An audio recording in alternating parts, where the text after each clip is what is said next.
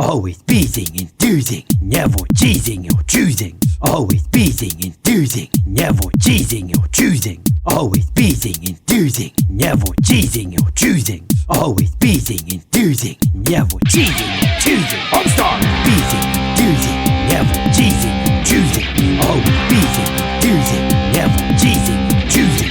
Always beating, enthusing, never cheesing or choosing. Always beating, enthusing, never cheesing. All right, everyone, welcome back to another episode of The Stick, the internet's #1 and first Homestar Runner podcast. We are here and a guest list today to talk about the one of the more interesting parts of Homestar Runner, in my opinion, and that's the constant sort of variations on characters, the different worlds that they'll occupy.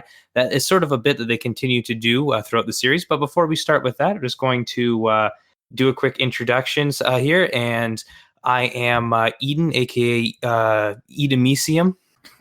And I'm David, aka Can I have some parsnips? For parsnip soup?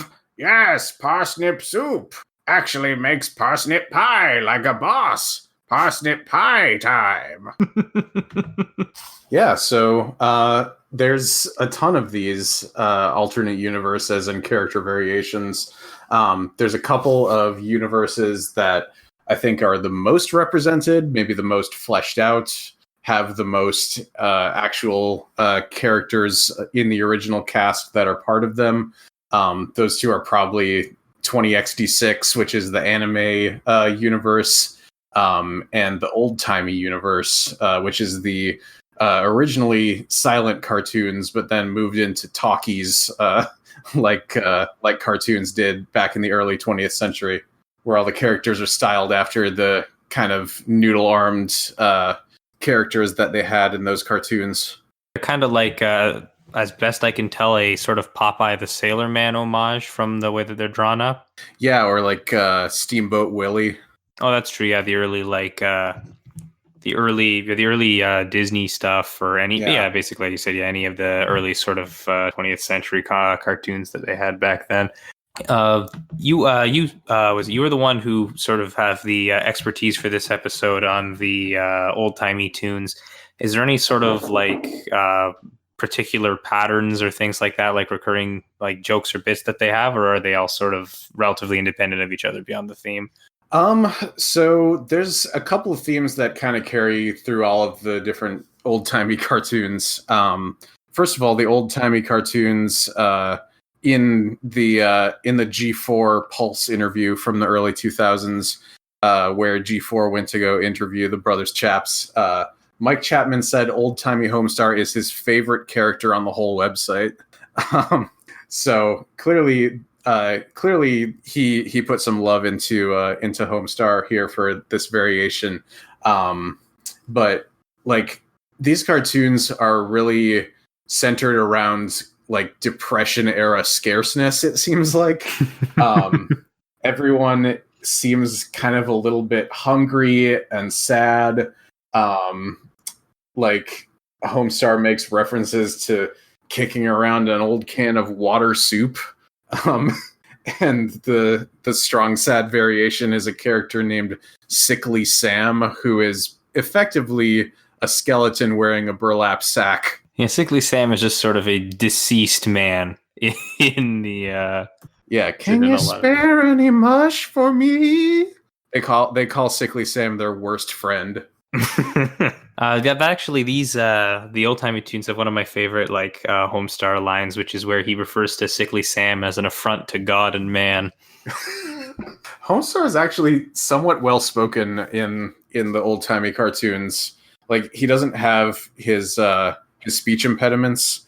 He kind of just sounds like, I'm the Homestar Runner. But he does say what a lot. Like, we'll have a duel. What? Take 10 paces, turn and fire. What? Yeah, I'm looking over I'm looking through the characters right now, and I find that most of the one thing that I do notice is most of them are surprisingly, unlike the 20XD6 versions, which we'll talk about later, pretty coherently linked to their original designs. Like, yeah, Homestar still looks essentially like Homestar, and so do Marzipan and Pom Pom from the picture they have here. And yeah, Pom Pom is Fat Dudley, who is like a guy wearing, I think, a bowler hat and a suit, and he likes eating, which ends up, because they're in the sad depression era, with him like eating a shoe at one point and being referred to by Homestar as living the high life. I think that's at the end of Parsnips Aplenty, if I'm remembering right. Yeah, Parsnips Aplenty isn't it just like the reddest radish, but like redone in the old timey style? Yeah. So this was actually to give an idea of, and I think I might have said this on a previous episode, but to give an idea of when I started watching Homestar Runner, this was the newest big tune on the site. And I think it was for like maybe a year and a half, still the newest one. So at that point, I thought maybe they were just done making the big tunes, and that they were just making Strong Bad Emails, which I think was the case for a bit. But yeah, that came out October of 2002, and I started watching about a year after that. And Parsnips Aplenty, yeah, it's loosely related to the Reddest Radish in that the plot is basically that Strong Bad steals vegetables from Marzipan and Homestar. They decide they want to make parsnip soup, so they go off to the Parsnip Depot, which is run by old-timey Bubs, who is a blind man with a cup full of pencils that he shakes as if it were like a cup to put change in. And yeah, he's just completely out of parsnips. He says, "We're all out." And then the next thing you see is old-timey Strong Bad, who I think is also called Sir Strong Bad, walking away with the Sneak and Strong Man with a wheelbarrow full of parsnips, off to make their parsnip pie so that the Homestar Runner will go hungry. One of the things that I've noticed, though, is also that like the Sneak, if I'm not mistaken, is what they were originally going to call the cheat, according to the when they found. I'm not sure if that was supposed to be actually a real thing that happened or just a joke in the episode. But when they found that old sequel book that the Brothers Chaps were going to write to the Homestar Runner and the Strongest Man in the World contest, they refer to his sidekick as the Sneak. And I was just kind of wondering if that was supposed to be like, or if at least the change from the cheat to the Sneak was what inspired them to create the old-timey tunes. Maybe, yeah. I'm sure they also, grew up seeing reruns of these old cartoons on Saturday mornings. Like Cartoon Network used to show like blocks of Looney Tunes and Merry Melodies all the time when I was younger, before they got more of their original shows. The Sneak actually got a full song written for him by the a cappella group Da Vinci's Notebook, who later reformed with slightly fewer members as Paul and Storm. And it's just kind of a jaunty little banjo tune sung by a barbershop quartet about the Sneak, who is a dapper swindler out of Tammany Hall. Is that is it called the Ballad of the Sneak, out of curiosity? Like, I'm not sure. I've not heard of this song, but I know that's one of the tunes that. Yeah, it's the Ballad of the Sneak. I'll actually have to go and listen to that. I haven't heard that song before.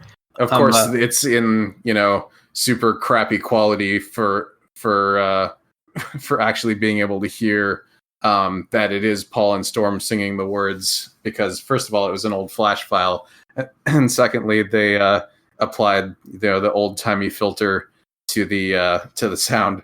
But yeah, it's a pretty fun song.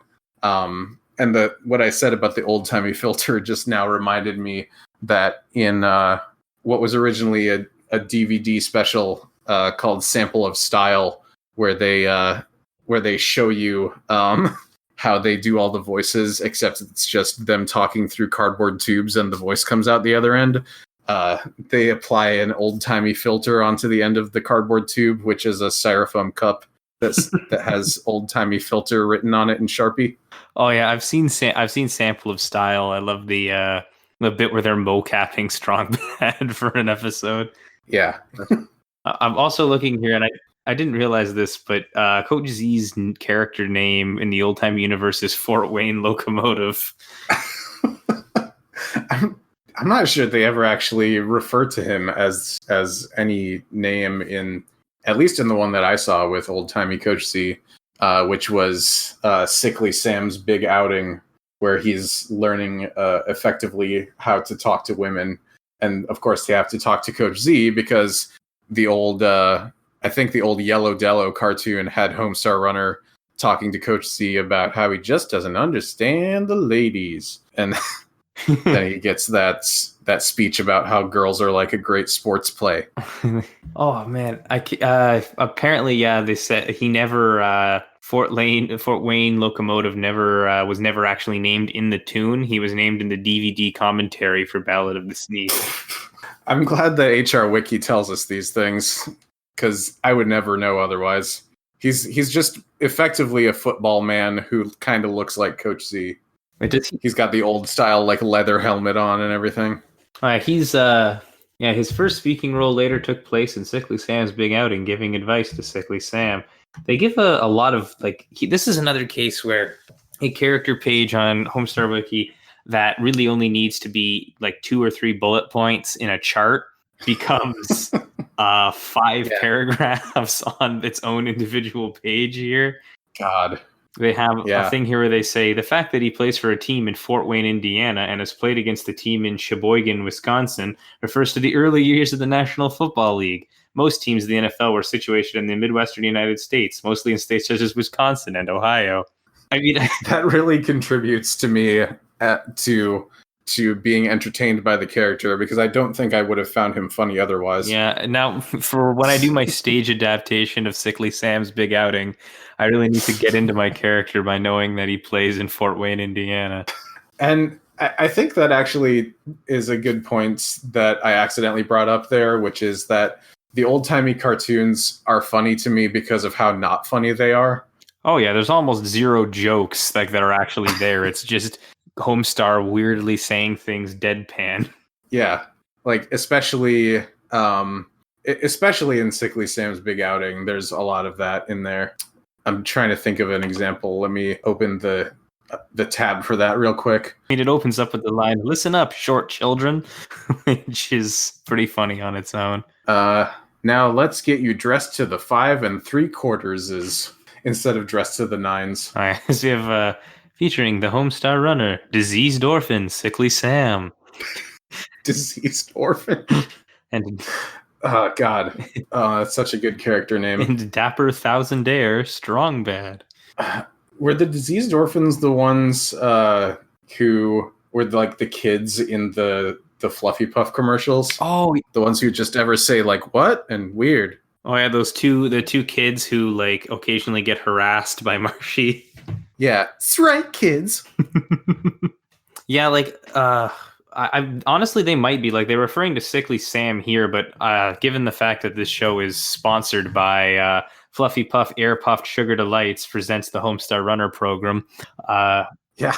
I wouldn't be surprised if that's sort of a carryover from that era of their branding.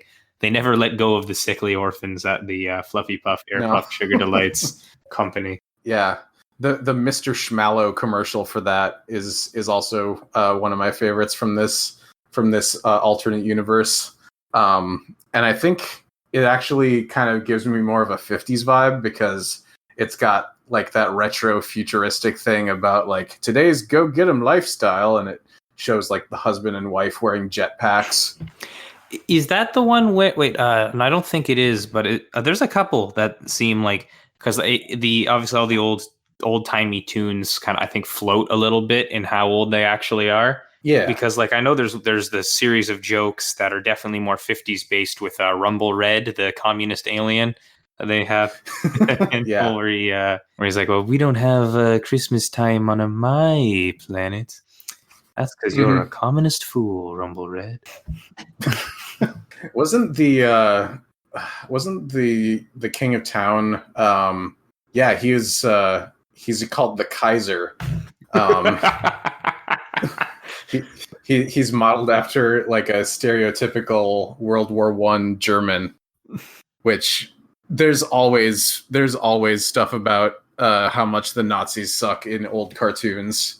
Like that's just a thing that happens like all the way through. I want to say like the 70s. We're still doing like dunking on the Nazis all the time. Oh yeah, I mean they were still airing like Der Führer's face even like in the early 70s on most of those like cartoon programs. Yeah. The Kaiser is the king again. The Kaiser has his own page on HR Wiki, which I feel is again entirely unnecessary. Yeah, because it's just like a paragraph. Yeah, the Kaiser is the king of town's old-timey counterpart. And then just some stuff about honestly taking way too long to describe the fact that he looks like Wilhelm II. He proceeds to be the ruler of hell, presiding over the demon. The one other thing that I wanted to touch on before we moved on from the old-timey universe was I think the first old-timey cartoon, which came out in 2000. So they came up with this like right away on this website, like even before they came up with the final design for Homestar himself. They came up with the old-time version. But yeah, Kick the Can is a series of like 20-second each film reels that are all stacked up next to a projector screen. And you click on each of them and it shows basically a variation of the same little silent cartoon of Homestar just walking along, kicking his can of water soup, and then some ridiculous non sequitur happens that ends the cartoon. And it's set to the song The Entertainer by Scott Joplin. Yeah, each of the 15 different versions of this cartoon has a different ending. Yeah. My favorite one, I think, is Tall Stack Back Right number 2. He kicks the can and it bounces all around the screen, landing in his mouth. The star on his shirt burns away and is replaced with Herbert Hoover? Yeah, so that just goes to show you that you don't need dialogue to be funny, or just not funny enough to be funny. There's he gets hit in the back of the head with a huge cinder block falling down on his head, propped up on the can. He catches the block on his foot and then falls asleep. Or a huge can comes up from behind and kicks the Homestar runner. Yeah, a lot of the I haven't really watched a lot of the old timey cartoons in a while, but also I realized the one I was thinking that had the joke from the 50s wasn't the Christmas tune. It was the Polly Mascot Fromalade episode where Homestar accidentally sets himself on fire at one point because of its his at least I think like it's definitely implying that Jim Mascot costume's been around forever because he sets himself on fire because of flame pro tardant Polly Mascot Fromalade. Which is, of course, still America's #1 topping on soured cream. Yeah, was that also the tune that referenced baking soda? I think so. I'd have to look it up again now. Yeah, but yeah, I think that's pretty much it for the old timey universe. Just I think really the first Homestar AU and just kind of where they jumped off of as far as just kind of going crazy, making all of the different variations that were unnecessary but very appreciated. Absolutely. I think like the good place to sort of cross over here is not necessarily at the beginning of 20XD6, but with the point at which there is a crossover between the old universe and 20XD6, which is the tune 20XD6 versus 1936, where the old... Yeah, this was one of my favorite ones back in the day. Where the old-timey characters appear, and in the anime universe of the of 20XD6, which is essentially like it's probably mostly a Dragon Ball like homage, I would imagine. Like I haven't.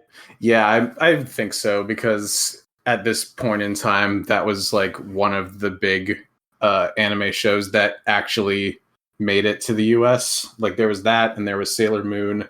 And I think there was a couple of other shows like this might have even been before Toonami started on Cartoon Network. So there was just a couple. Yeah, with the sound of sound of Stinko Man, who is the strong bad analog in this one, the sound of his voice seems to be very reminiscent of that very early 90s dub sound where the characters where all of the sort of male characters all had the same general voice sound, which is the Windows that name is dumb. It sounds so dumb. Like in that very Yeah, they all sound like they just turned like 19, except they're being voiced by somebody who's in their mid-30s. That's a pretty good description, honestly, of how like all of these characters sounded back then. Like I find that like I was going back and listening to a lot of like the old Yu-Gi-Oh episodes recently because I really used to enjoy watching like the very early ones. And it can be sometimes if you close your eyes, with the exception of Jaden, because he has a very distinctive voice, you really can't tell who's who just based on their voices alone. Because like they had like 6 voice actors, maybe at best, working for 4 kids, and so half of the people are played by the same person. Mm-hmm. Yeah, I think I don't remember all of their names, but I know that that Chris Sabat was one of the big ones. He did the voice of Vegeta in the Dragon Ball Z dub. Okay, I'm just thinking like I'm not sure if that's honestly like all of that stuff. I think that might now that I'm thinking about it, that's all still after what do you call? I think that's all still after this because like except yeah maybe not the when was the do you know when the Dragon Ball Z dub came out? Because I know there was like subs as early as the late 90s, but this tune didn't come out until 2003. I feel like I feel like people I knew started getting into Dragon Ball Z around the time that I was in maybe 5th grade, which would have been 1999. So probably around then. Okay, then this is almost definitely a basically exclusively Dragon Ball Z sort of clone because this came out in the base. I think New Year's Day. I have to double check. No, it's January 6th, 2003. So that would have been like the only real like successful westernly successful anyway anime at that point. Which I'm looking at Japanese cartoon here now, but yeah, the 20XD6 series is interesting to me, and you mentioned this offhandedly before the show, and I wanted to not like dwell too long on it here, but while it gets honestly a lot of the sort of tropes and stuff right, it also leans pretty hard on the, wow, isn't Japan weird sort of style of making jokes about anime, which is... Yeah, like I referred to it as playful racism. Yeah, it's... Which kind of applies to a number of other things on the website as well. Like we mentioned before, like PCP and I guess the voice of Bubs kind of leans a little bit towards that type of humor. Yeah, it's the kind of thing that, like you say, like I think playful racism is a good name for it because they're definitely not even thinking that the joke that they're doing, like it's not like the sort of like jokes where it's like, oh, look at what we're getting away with saying. It's 2 guys who just have no idea about the context of what they're doing, just like having fun. It's still bad, but they have no idea that that's the case. Yeah, like at this point, like anime was such a new thing to a lot of people in the US, except for like super hardcore fans. And even they called it Japanimation at the time for the most part. Like, I don't think the word anime I really started hearing used until shortly after this cartoon came out. And we're still talking about the crossover one, the versus 1936 one, right? Yeah, I did go back briefly to Japanese cartoon just to see when they first started doing like the anime jokes. But like this. But even by this point, this was only made a few months rather after the 20XD6 universe was created. And essentially, because the other reason I think it works is because not just because it transitions nicely from the old timey ones, but also because it really sort of explores the one and only character trait that Stinko Man actually has, which is that he is always looking for a challenge. And because are you asking for a challenge? Because I think I don't know if there's a single one of the, at least I don't remember from the rewatch, if there's a single 20XD6 cartoon wherein he does not at least once scream, "Are you looking for a challenge?" And then the screen does the like movement lines anime background, and he at least attempts to fight who's ever there with him. Yeah, and old timey Homestar shows up, and he's got like his can that he's kicking around. He gets out a washboard at one point, to which Stinko Man goes, "What is that? Some kind of a robot?" Yeah, so, and then you don't know what a robot is? Ha ha ha ha ha! You are so dumb! Ha ha ha! Dumb! Yeah, and he's got the little like mushroom clouds over his head while he's laughing. Yeah, that's the one thing I do appreciate is they do get I find whenever they do one of these like specifically like a genre world, they put a lot of effort into getting like even some sort of like the minutia right, like even the way he stands and like the little like sweat beads and I don't know what it's called, but you know the sort of like four almost chevrons that like appear on like a lot of anime characters' faces when they're angry or stressed. Oh yeah, like the little like clench mark. Yeah, like that sort of thing. I'm pretty sure they even have the clench mark in some of the later 20XD6 sketches. Like I like the amount of effort they put into that sort of stuff. Also, I also enjoy that they have they make sure to include in the remarks section of this episode's wiki page that the term robot was coined in 1920, well before 1936. So Homestar should know what a robot is, which he should, but it's Homestar Runner, so there's probably a lot of things that he's not too up to date on. Yeah, they have a whole lot of I don't know. I know I sort of like focus on this a lot, but I genuinely love the fun facts, broad sections at the end of every HR wiki about like episodes, because like half of the time they like they're either explaining something that does not need an explanation or telling you the number of that this is one of the 36 episodes where the word fart appears in the Homestar Runner universe or something like that. Like the one explanation here on this page is it tells you what a washboard is. Oh, good. In case the name didn't give it away, it tells you what a washboard is.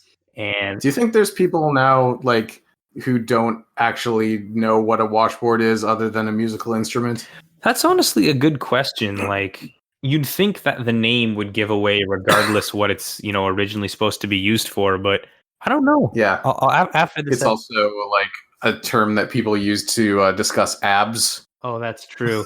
Yeah, like honestly, I think that washboard abs might be the kind of saying where now people would associate it with the term washboard with abs before the actual like item of a washboard. Yeah.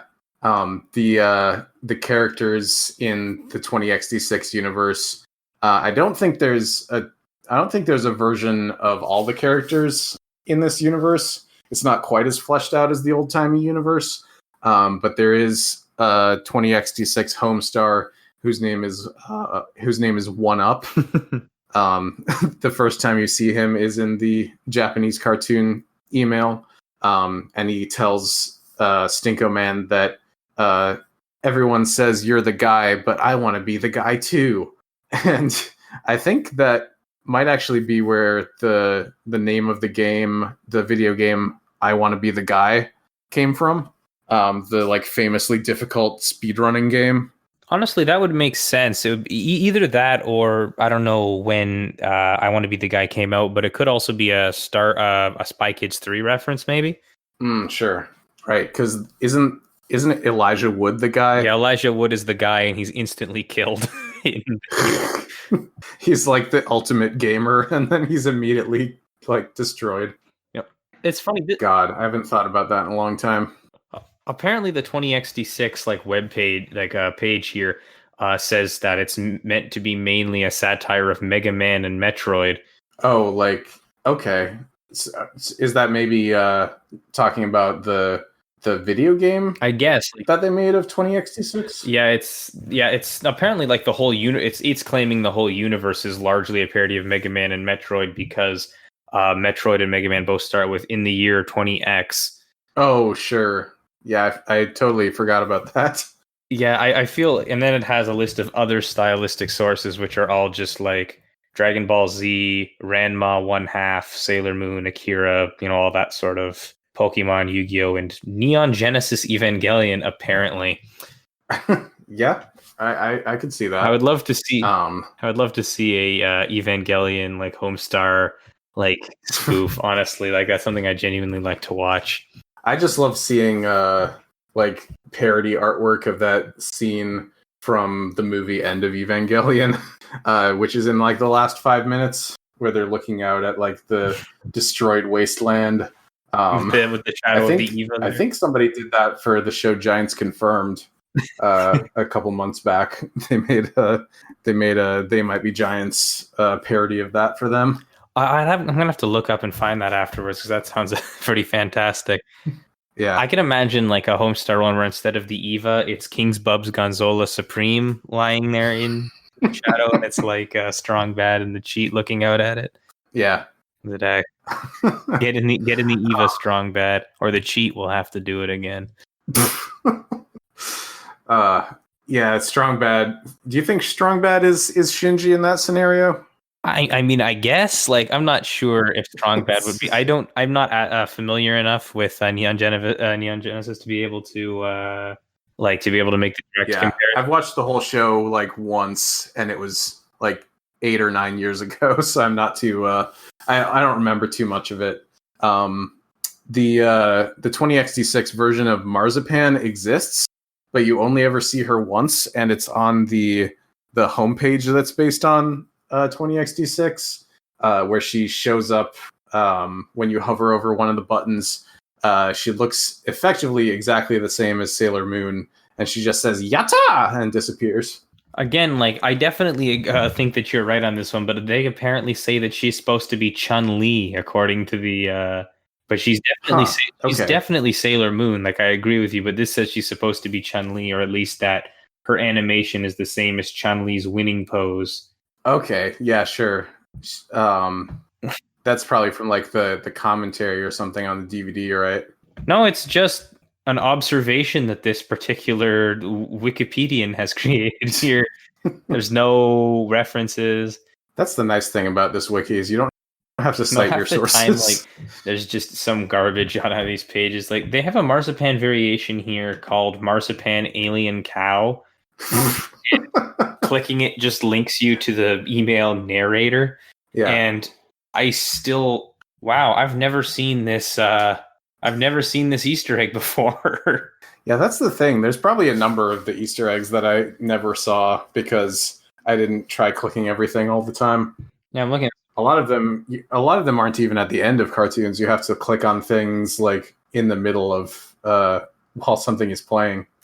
Yeah, like that's actually one of the things that I saw on like I can't remember where it was, but I was watching some overview of Homestar Runner, and they described the show as technically the largest Flash games website on the internet because everything was recorded in Flash, and you could click on things, making the vast majority of it interactive. They were essentially Flash games. I guess you could say that because the animations were playing in the same manner that you would play a Flash video game would play through.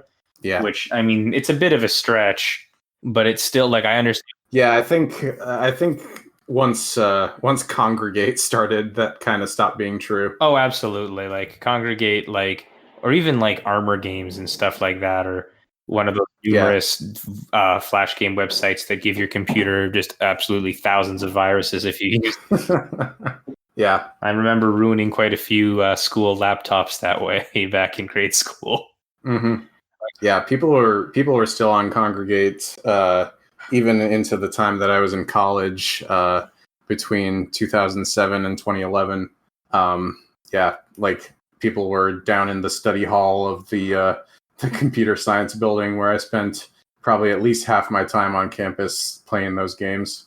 I remember playing like a lot of. Do you remember? And this is kind of a tangent, and you can cut it out if it's not applicable. But this has reminded me of something. Do you remember? Because I know The Simpsons does a parody of it in the wake of 9/11 and the war in Iraq. That there were quite a few Flash games created that were just like games where you just caused Osama bin Laden physical injury. Yes, and massive. And yeah, like you said, The Simpsons made fun of that with the whole bin Laden in a blender thing. Yeah, because I remember there being like, obviously I wasn't like really cognizant in 2001 or 2002 when that stuff was really big. But I remember still seeing those floating around later on those websites where they were just like games where you hurt Osama bin Laden, and that was the entire purpose of the video game. Yeah, and it's kind of the same kind of like vitriol that like Saddam got back in the early 90s in the Gulf War. I'm sure if Flash games existed back then, there would have been a lot of Saddam games, though I'm sure that there were a lot of them during the Iraq War as well.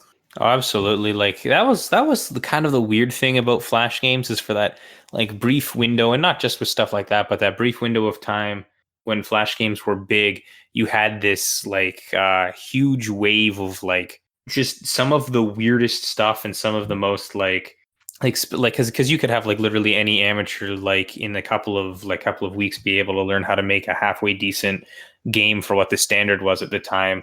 Like I remember playing a Flash game in grade school. I don't know if you've played this one called "Don't Shit Your Pants." No, I didn't. Where it was like it was a text adventure that you could win in 3 messages. Where if you typed in "take off pant," was it open door, enter bathroom, take off pants, shit, you would win the game. But even if you just did take off pants shit, you would still win because it would say, well, I guess you technically didn't shit your pants. Congratulations. And like, but now you just have a pile on the floor instead. Yeah, but the way it was set up, it made it look like you had to come up with some really complicated way of doing it. Like it, obviously you'd assume perhaps the door is locked and that's you have to find the key to get in or something like that. But no, you win the game in 3 commands and you immediately can leave.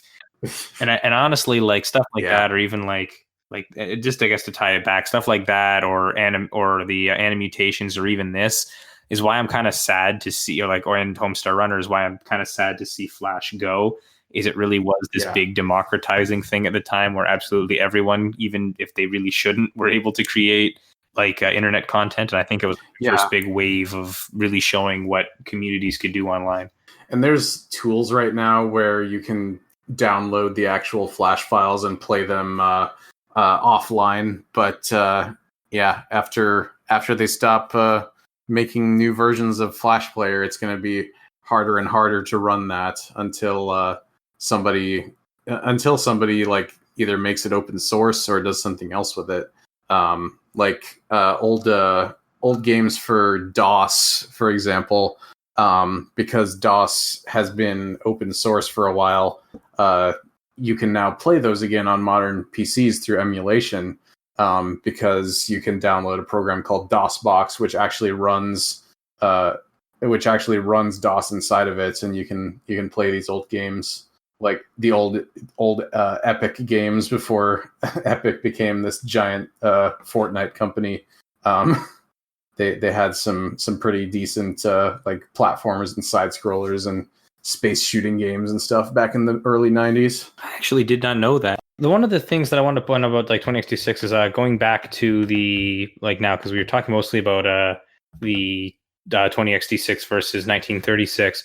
Going back to the first thing that spawned it, the Japanese cartoon and thing, is one of the things I like about 20x26 is it really works as a sort of like background gag, I guess, to have like in trading cards and webcomics. They use like those two females. They use 20x26's whole anime theme to use like it works really well, less as like its own universe, like where you can make standalone tunes in it, like 1936 does, or the old timey tunes. But they really utilize it well as sort of like a background lore element, a lot in the way they use cheat commandos or powered by the cheat, rather, not cheat commandos so much, to do like whenever they would reference like a specific anime, they just make that into another 20x26 thing. Yeah, exactly. Like they'll have that, or they'll have every time they want to talk about like sort of weird, like the weirder internet stuff that would have been around at the time, they just have the cheat make it in powered by the cheat. Which that's a good point. Yeah, which, as a side note, that's where the alien cow marzipan comes from. In narrator, Homestar says that maybe she looks like some sort of big alien cow, And then later you see a edit of Marzipan drawn by the cheat to look like a big alien cow going, "Well, hello, Mr. Martian. I like your styles." And then the Martian sound effect plays. So yeah, I'm surprised that gets an entire page on the Homestar Wiki. But was the Martian different from Nebulon? Sorry, yeah, Nebulon, not the Martian. I got him confused with the Goblin. Oh yeah, yeah, Nebulon. the one who always does the little dance with the keyboard, with the keyboard accompaniment. Yes, and he does his little dance. We have to talk sometime about the we need to like a Halloween special in October or something, just so we can talk about the Goblin for a little bit. Yeah. But yeah, that's really about it. Honestly, there's not a whole lot to 20xd6 besides its position as kind of a pretty prominent background element in a lot of episodes. Like, there's not that many actual full-on 20xd6 episodes. There's Under Construction, which I think played back when the website was being revamped. They played it as an April Fool's gag. I think they had the little logo up with the stick guy digging a hole like you would see on websites at the time when they were down or being updated or something. And I think it was to parody, maybe sort of to parody like the art versus artist type cartoons, where there'd be the stick man doing all sorts of crazy battles and stuff. Oh yeah, like even that old Merry Melodies cartoon where they'd have Bugs Bunny fighting some like giant pencil that would be drawing his sketch, and it would turn out to be like Daffy Duck or something. Yeah. And I've also enjoyed the hey Stickly Man, what are you doing? is a sort of a Homestar cellar door for me, where I've had that lodged in my brain basically since I saw it. I'm sure there was a time when I looked at every stick man and thought that to myself as well. Hey Stiggly Man.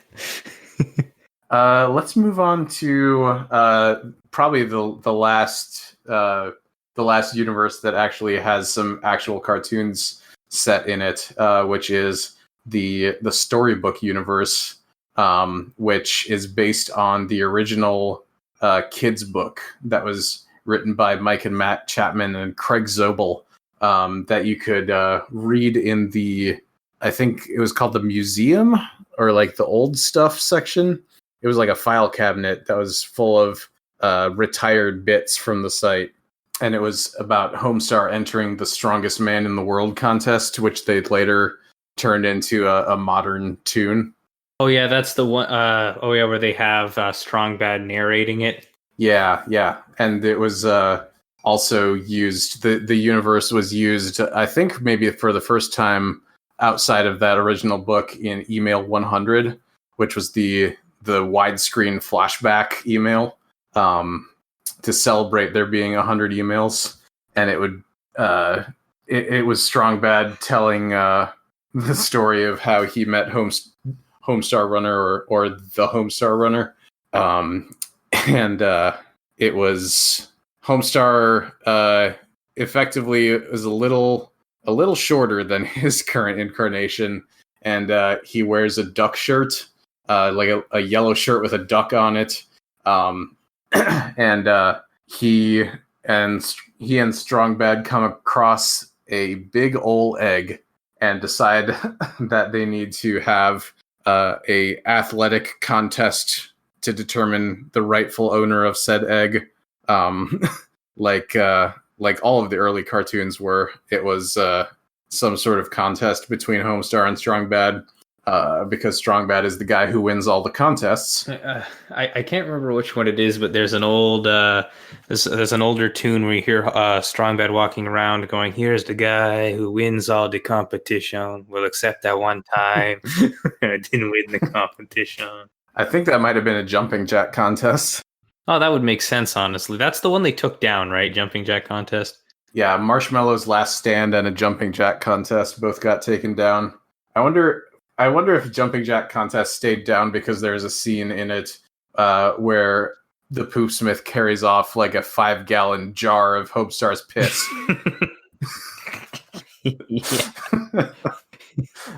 It seems But back to email 100. They decide that it's going to be a 10-step foot race that's moderated by the slim and trim young Prince of Town. And he says, whoever goes the most distance in 10 steps will be the winner. So Homestar wins, of course. But then it turns out that the loser is the one who gets the egg. So Strong Bad is awarded the egg. He cracks it open and outpours a lifetime supply of fish sticks and the cheat. So that's the cheat's origin story, is that he came out of a fish stick filled egg. And then an Easter egg at the end of the email shows why the Prince of Town turned into who we now know and love as the King of Town, which was by eating the entire lifetime supply of fish sticks from that egg.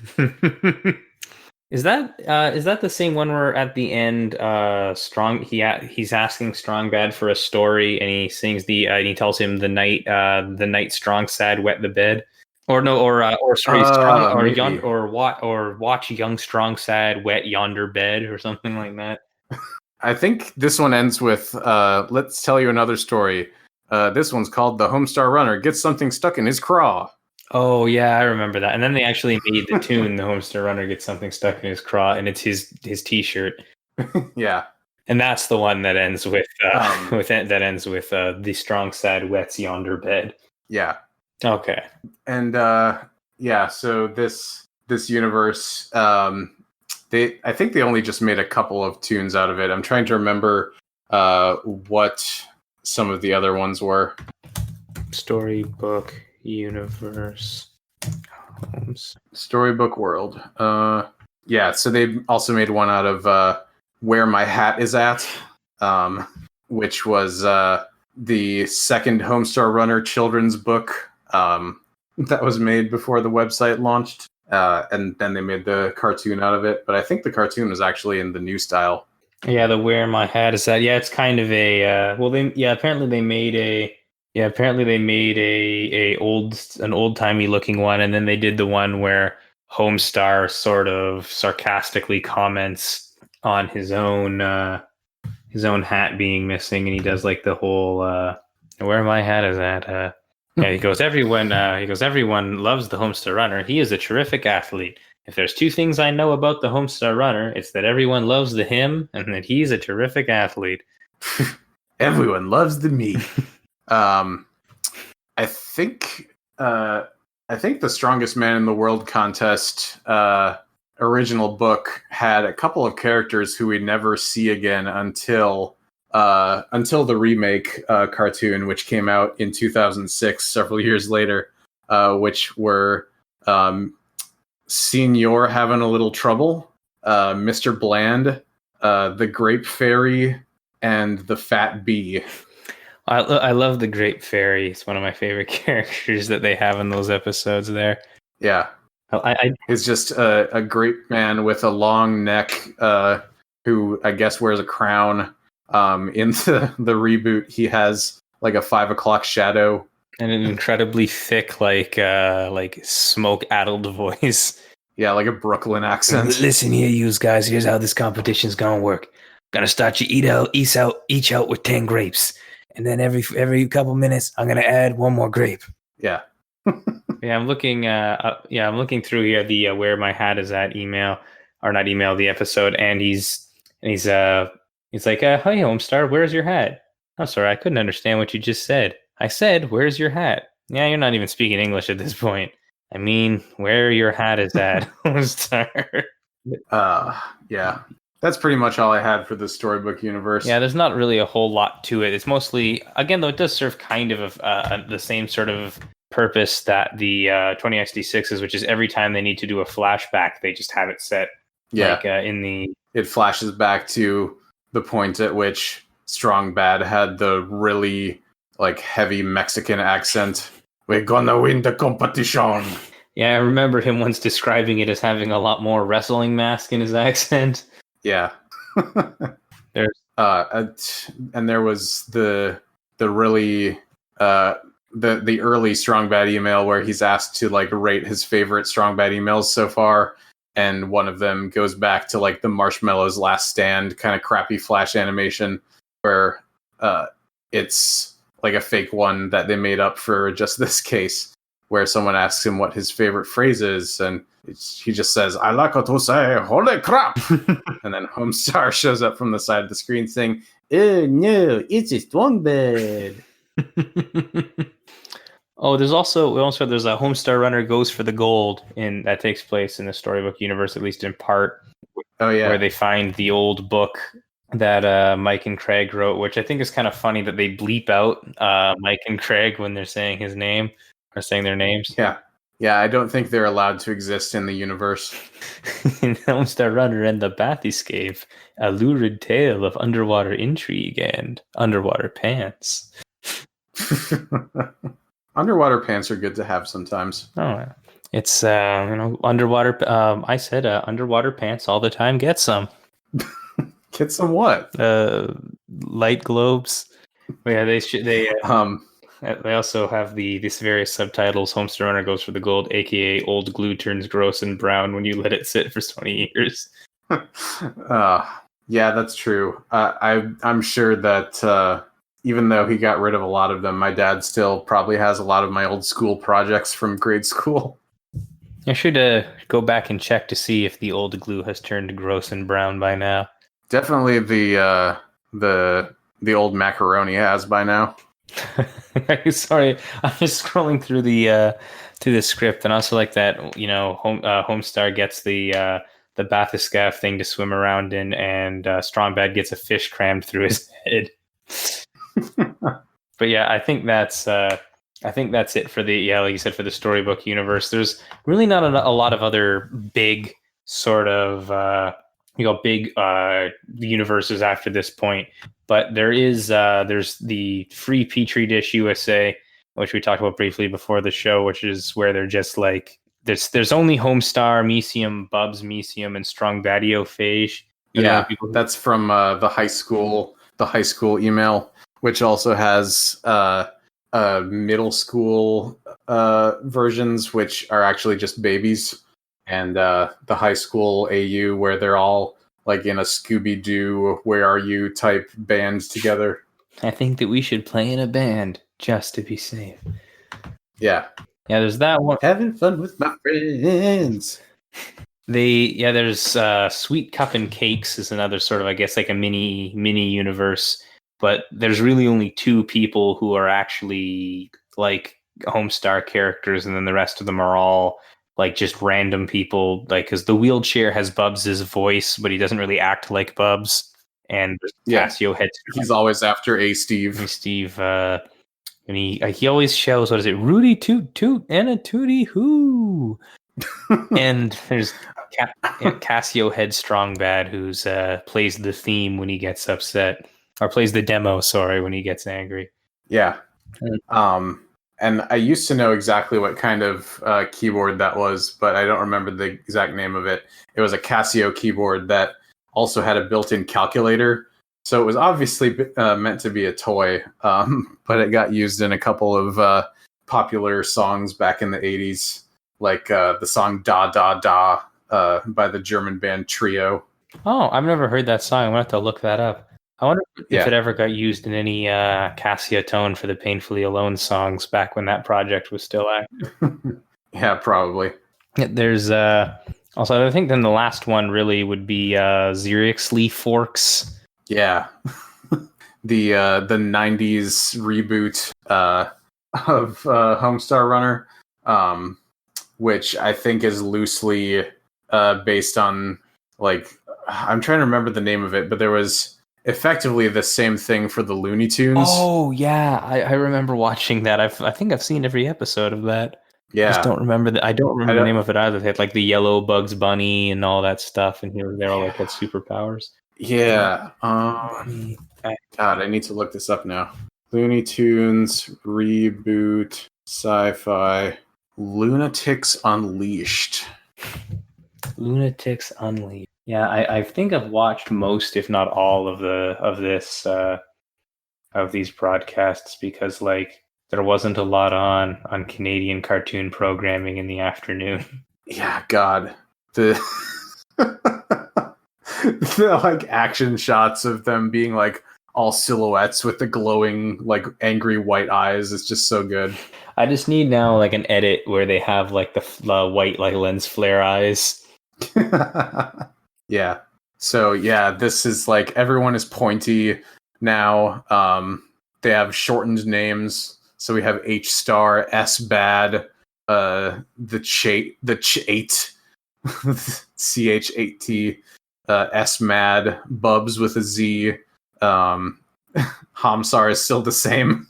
Coach, my favorite is that the king of town becomes Zing Town, I believe is how you'd have to pronounce that. Yeah, with an X.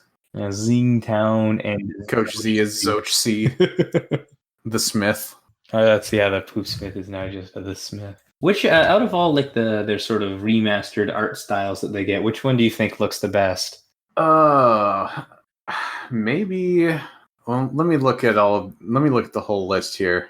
Strong Bad variations. So we've got Old Timey Strong Bad, Stinko Man, Cassio Head Strong Bad from Sweet Cup and Cakes, Tiny Handed Strong Bad, who I think is the storybook edition of Strong Bad, Atari Strong Bad, who is in the Atari themed homepage.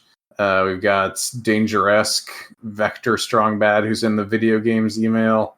The made up Strong Bad animals like the Hudge and Starence. Oh yeah, that reminds me of there's that one episode. There's the one email we didn't talk about was the one alternate universes where he goes through a blender to alternate universes and at one point records a #1 jam. Save the last email for Strong Bad. Yeah. I remember that now. Save the last email for me. Yeah, the Hudge's like high note that he hits. Yeah, we didn't really talk about Strong Bad Man, but it's effectively just like the DC Comics version of Strong Bad, who has the sidekick Lil Steiny, who is never actually seen. Steiny, get me a Danish. Yeah, and he keep flushing those toilets. Those idiots down at the Public Works won't know what hit them. And also that he's like, now let's check out what's going down on this panel.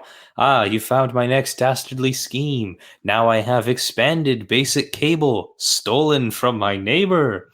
I think the most consistent alternate visual style they came up with was the old-timey one. Because I think they were able to really work that into all the different characters more.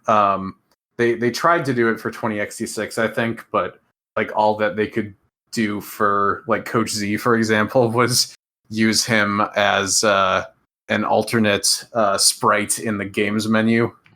Yeah, that's true. They never really expanded anything else out in quite the way that they did with the old timey tunes. Like I'm partial to the designs from Exeriously Force because I don't think that. Yeah, we've still got time for that. I think they can make a couple things in that universe. I would like to see angry like actual elephant face Strong Sad take on some bad guys. I'd like to see that. I just like to see like what else they could do with what else they could do with that, and I also want to see what exactly it means when Mark Z or whatever, however you would pronounce the Marshy version.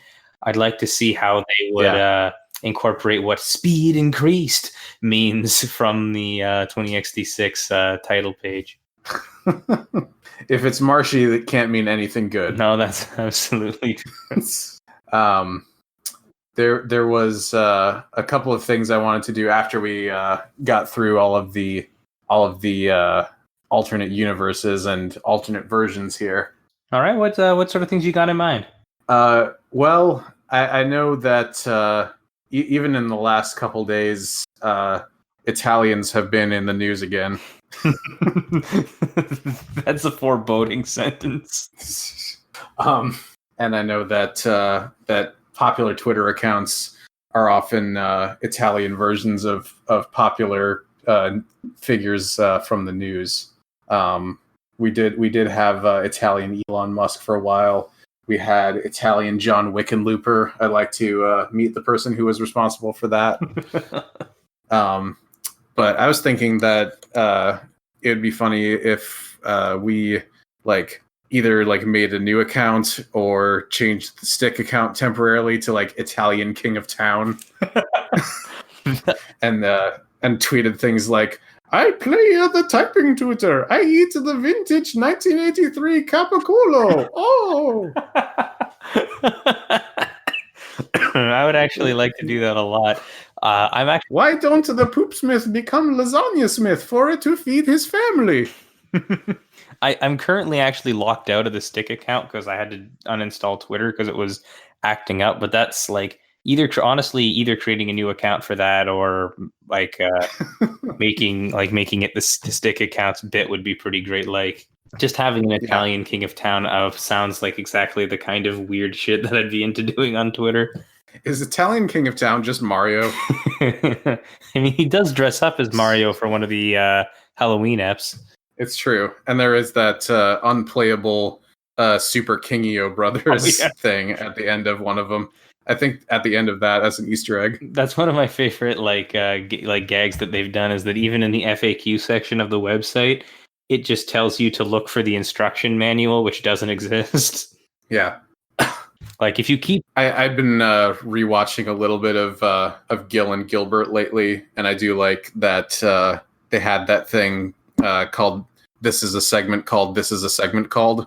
I never really watched a lot of Gil and Gilbert. Is that just that's just when they have somebody else just make up a segment for them? Yeah, basically they would the first couple episodes where other people at Polygon would put segment names on pieces of paper that they would pull out of a some sort of cracker box. I think it became a running joke about what brand of crackers they were using. But then they started coming from fans, and I wanted to do a segment called "Drill Tweets Translated into Homestar Runner Character." Oh yeah, you mentioned that earlier. Like, I don't know if you have any particular like examples that you think work out, but that sounds like a pretty entertaining thing to hear. Yeah, see if you can figure out this one. I'm a fancy flag man. I'm being kept from my one true love. Oh, that's the another day working at the Betsy Ross Museum one, right? Yeah.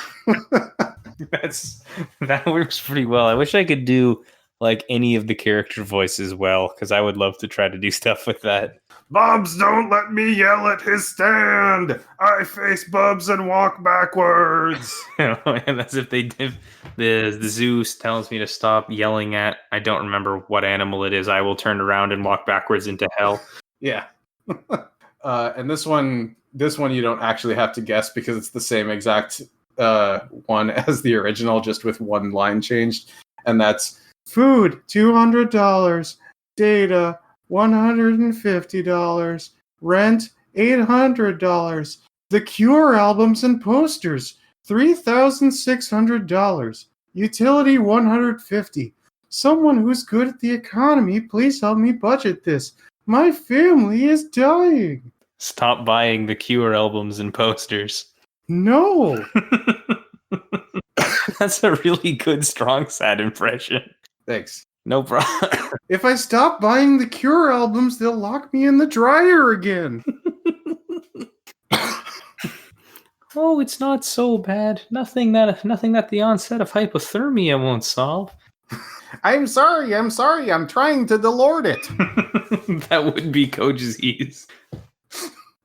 That's strike two, Coach Z. Yes. What fun. As he shrinks and turns into a corn cob. Did you have anything else that you wanted to do at the end here? No, that was about it. All right, you want to wrap up now? Yeah. Okay, thank you very much, folks, for listening to another episode of The Stick. I'd like to thank Hyper Chicken for the use of his song Always Beezing and Doozing for the theme song to this podcast.